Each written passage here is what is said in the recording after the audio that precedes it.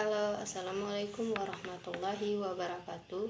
Perkenalkan, nama saya Lara Anjaswati dari Program Studi Administrasi Publik. Mata kuliah Islam dan Iptek. Tema Islam dan Sains di Abad Pertengahan.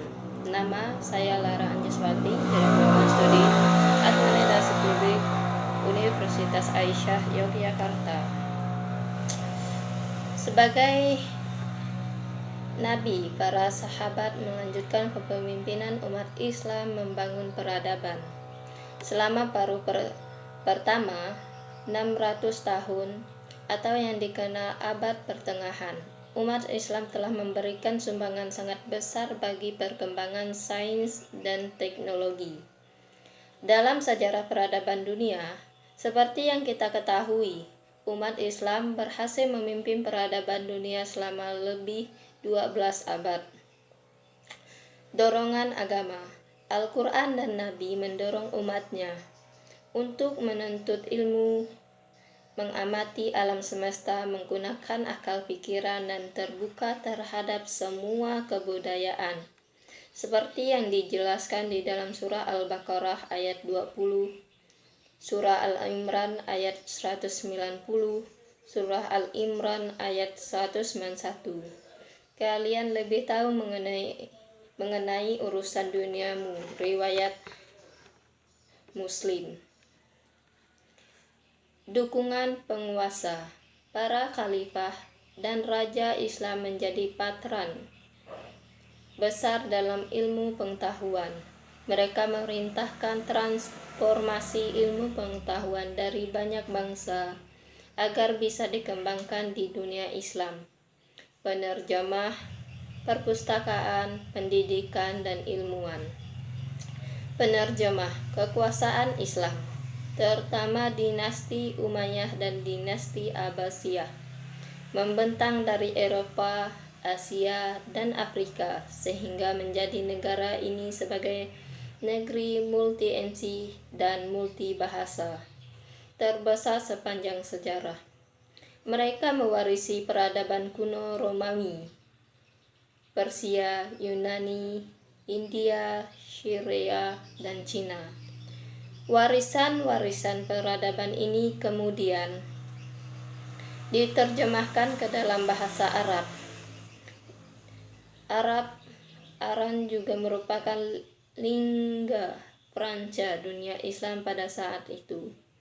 Artinya, jika ingin dikenal pada dunia saat itu, maka karya ilmu pengetahuan harus diterjemahkan ke dalam bahasa Arab.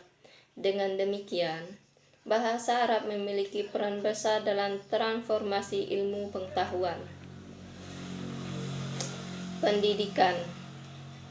Karakteristik aktivitas intelektual yang unik selama periode Islam adalah pengembangan ilmu pengetahuan yang tidak hanya terbatas di kalangan para imam. Akan tetapi demikian pula, ilmu pengetahuan tidak menjadi hak istimewa para raja. Dengan demikian, tradisi lestarian sejarah panjang pendidikan dalam tradisi Islam ini menginspirasi para pemimpin Muslim menginstitusionalkan tradisi taklim muta'alim menjadi madrasah dan universitas. Beberapa dinasti Islam dikenal sebagai pelopor dunia pendidikan. Universitas Qarawiyah di Maroko diidentifikasikan sebagai universitas tertua di dunia yang didirikan oleh Fatimah Al-Fihri, dan Universitas Al-Azhar Kairo diidentifikasikan sebagai universitas tertua kedua dunia. Perpustakaan merupakan perkumpulan banyak orang yang memiliki intensi ilmu pengetahuan, terlibat di dalam diskusi dengan beragam orang, merangsang pikiran baru, kemudian mendorong munculnya karya-karya baru.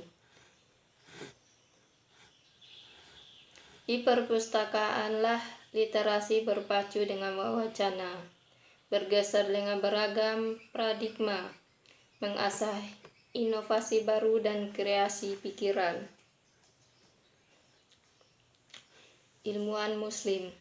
Tradisi literasi tanpa sekat dalam ilmu yang didukung oleh para pengusaha akhirnya melahirkan ilmuwan-ilmuwan Muslim yang handal.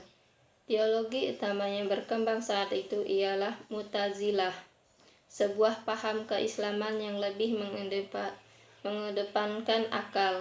Ilmuwan muslimah seperti Ibnu Sina, ilmuwan medis, Jabir Ibnu Hayyan, ilmuwan kimia, Ibnu Al-Nafsir, ilmuwan medis atau sering dijuluki Bapak Fisiologi, Al-Khawarizmi, ilmuwan di bidang matematika, Ibnu Khaldun, ilmu historiografi, sosiologi, dan ekonomi, Al-Zakhrawi, ilmuwan ahli bidang kedokteran, Ibnu Haidam, ilmu ahli bidang matematika, Umar Khayyam, ilmuwan ahli bidang mengkoreksi kalender Persia dan menghitung diameter tahunan matahari secara akurat, Ibnu Al-Baithar, ilmuwan ahli dalam bidang pelopor ilmu botani, Tabib Ibnu Qurain, ilmu ahli bidang matematika,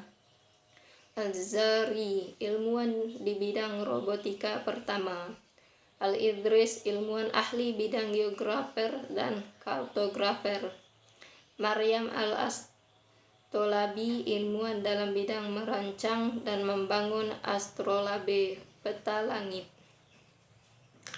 Abbas Ibnu Finar, ilmuwan dalam ahli ilmu penerbangan, namanya diabadikan oleh NASA, kawah di bulan.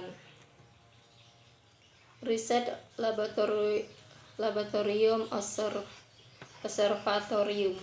Para ilmuwan muslim tidak hanya berwacana, tapi mengembangkan riset yang menginspirasi ilmu pengetahuan modern sampai saat ini. Para ilmuwan muslim menyempurnakan matis, sehingga menghasilkan perhitungan yang akurat, terutama memanfaatkan astronomi untuk menentukan waktu ibadah.